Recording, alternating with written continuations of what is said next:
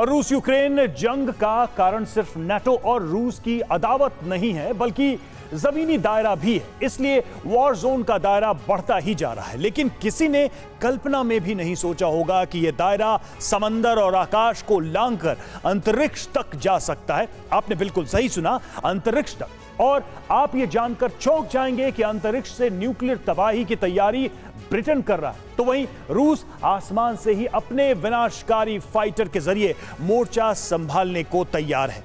कैसे, ये रिपोर्ट देखिए।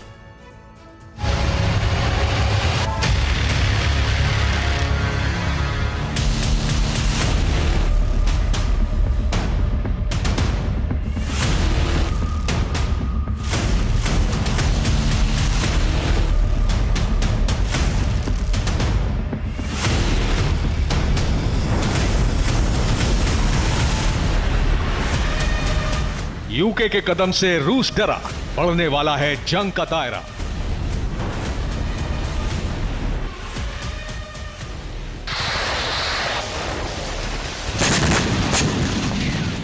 आपने जो सुना बिल्कुल सही सुना। यूक्रेन के पीछे खड़े देशों में अमेरिका मुख्य भूमिका में है, लेकिन यह भूमिका सिर्फ हथियार सप्लाई करने और रणनीति बनाने तक सीमित है, जबकि ब्रिटेन ने सीधे सीधे रूस के खिलाफ जंग की नए सिरे से तैयारी शुरू कर दी है।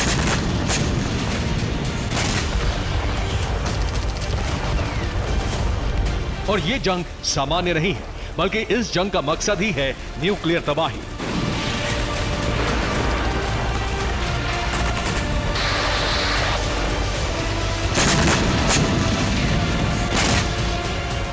न संकेत है, न ही विश्लेषण, बल्कि यह सीधा सीधा ऐलान है, एक्शन है और चेतावनी है। एक तरफ रूस ने न्यूक्लियर धमाके की तैयारी की है, तो दूसरी तरफ ब्रिटेन ने न्यूक्लियर वेपन की लॉन्चिंग के लिए ऐसी जगह का चुनाव कर लिया है जो अब तक सिर्फ चीन के प्लान में शामिल थी। यह जगह है स्पेस।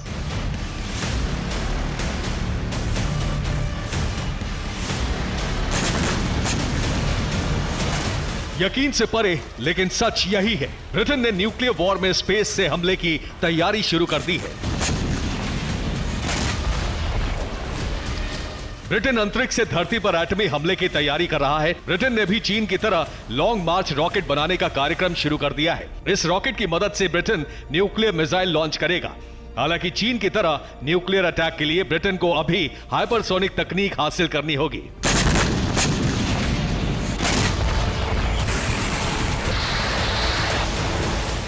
यानी ब्रिटेन का पहला मकसद हाइपरसोनिक गति को हासिल करना है, और यह खुलासा किया है खुद ब्रिटिश स्पेस कमांड के प्रमुख पॉल गॉडफ्रे ने, जिनका दावा है कि अब ब्रिटेन भी रूस और चीन की तरह हथियार बनाने की दिशा में आगे बढ़ चुका है।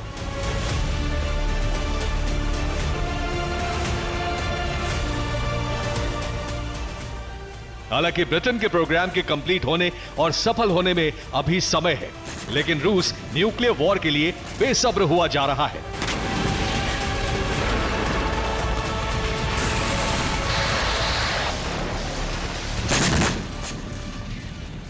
जिसका प्रमाण है TU-160 न्यूक्लियर बॉम्बर की ये उड़ान।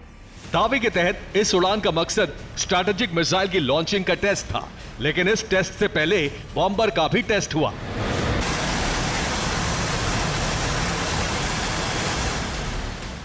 खबर के मुताबिक 2 TU-160 मिसाइल कैरियर ने 12 घंटे की उड़ान पूरी की है। इस उड़ान के दौरान TU-160 ने नॉन स्टॉप 9000 किलोमीटर की दूरी तय की है, जिसके बाद दोनों TU-160 बॉम्बर्स ने वोरकोटा के बेस पर लैंडिंग की।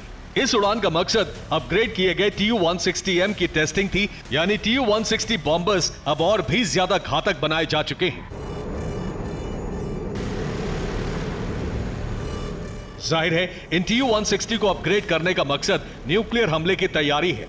हालांकि टेस्ट में TU-160M सफल रहे या नहीं, इसका खुलासा नहीं किया गया, लेकिन सेफ लैंडिंग बता रही है कि रूस को बड़ी कामयाबी मिल रही है, और यह अपग्रेडेशन सिर्फ TU-160 तक ही सीमित नहीं है।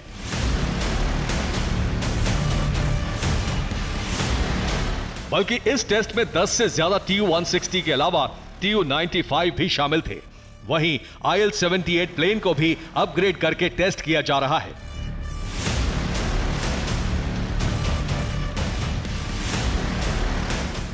इसका मतलब साफ है कि एक तरफ ब्रिटेन यूक्रेन की जंग को विस्तार देने के लिए नए सिरे से एक्शन में है, जो न्यूक्लियर वेपन लॉन्चिंग के नए प्लेटफॉर्म भी तलाश चुका है।